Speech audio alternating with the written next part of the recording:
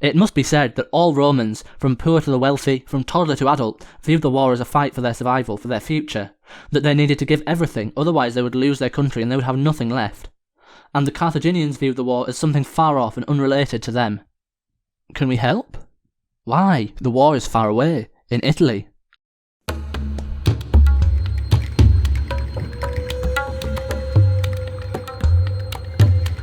Meanwhile, the Romans made battles in Sicily, Iberia, North Africa and other regions.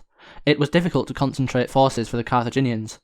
The Romans took drastic steps to raise new legions, enrolling slaves, criminals and those who did not meet the usual property qualification, and so vastly increasing the number of men they had under arms.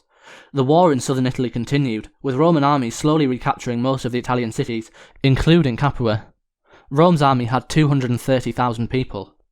It was unexpected, even for the Romans.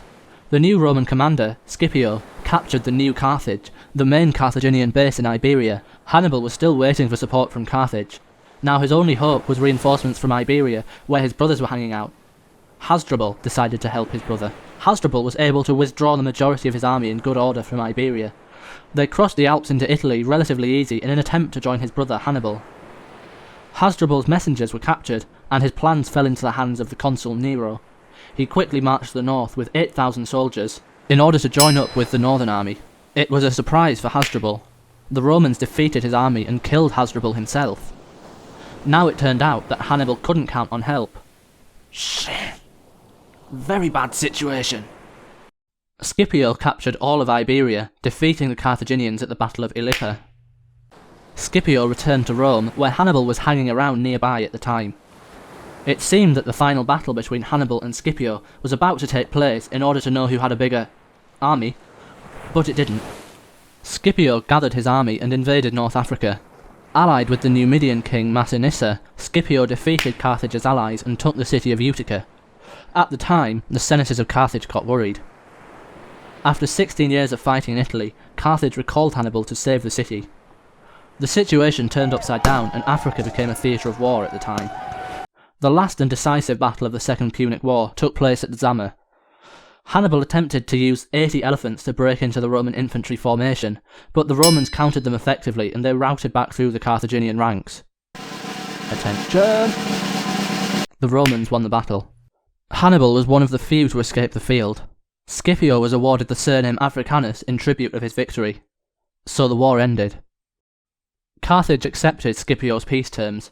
The peace treaty stripped the Carthaginians of all their overseas territories and some of their African ones. Lots of money was to be paid. Carthage was forbidden to possess war elephants, and its fleet was restricted to 10 warships. It was prohibited from waging war outside Africa, and in Africa only with Rome's express permission. After the war, Hannibal became the ruler of Carthage. The Carthaginians didn't have enough money to pay Rome. Hannibal detected fraud of some oligarchs from the Senate. He made them return the money. And then, they complained to Rome. Hey, Rome, Hannibal wants to start a new war. So Hannibal was forced to flee. After several years of persecution, he drank poison. Back in Rome, political enemies sought to harass Scipio Africanus through petty legal means, such as accusing his brother of accepting bribes and misappropriating funds. Scipio tore up the account books as well as the indictment, and on the floor of the Senate, asked why there was so much concern over so small an amount of money when he'd negotiated a peace with Carthage and brought so much treasure to Rome. Senatorial persecutions continued. Scipio Africanus retired to his estate, dying in the same year in which Hannibal died. Disgusted with the Roman government's ingratitude, he left instructions that he be buried near his estate and had "Ungrateful fatherland, you will not even have my bones" inscribed on his tomb. Rome was the dominant power in the Mediterranean region. The Romans defeated Macedonia, the Seleucid Empire, and increased its influence in Egypt. Carthage paid off its indemnity and was prospering economically, but was no military threat to Rome. The Romans feared Carthaginian trade competition, and that Carthage would be able to regain power. At this point, one of the Roman senators, Cato, a participant in the war with Hannibal, became an active supporter of the complete destruction of the enemy, and usually ended all of his speeches with "Carthage must be destroyed." "I went to the Senate today. It was slippery. I slipped and fell down. Here I got a little dirty. So Carthage must be destroyed." The Senate accepted the idea. According to the peace treaty, Carthage could wage war in Africa only with Rome's express permission. Numidian king Massinissa, an ally of Rome, knew this and repeatedly devastated Carthaginian territory. Rome, we want to punch Massinissa. Why? He's a good guy, don't touch him. Carthage suffered and went crazy soon afterwards. They raised a large army and counterattacked the Numidians. But unexpectedly, the Carthaginians lost. Well, they forgot how to fight. No one knew Hannibal either.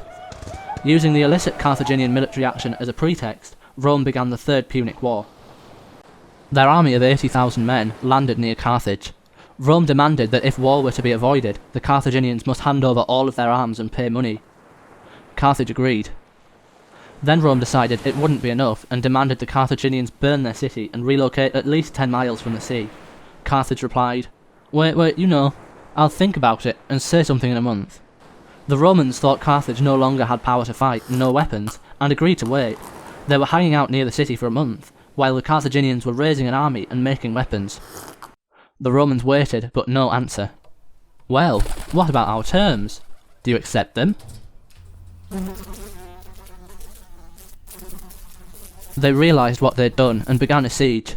And you know, the city was fortified and ready for defence. Who would have thought? In sum, the first assaults were repulsed with heavy losses for the Romans. The unsuccessful siege lasted for 3 years, until the son of Scipio Africanus and his army approached the city. Scipio Jr. broke through the fortification line. The Romans broke into the city. Carthage fell. Its buildings were destroyed and its citizens carried away. Rome was determined not to leave a centre for future resistance. A symbolic peace treaty was signed by the mayors of Rome and modern Carthage in 1985, more than 2,000 years after the war ended. The conflict was officially over, so no Fourth Punic War.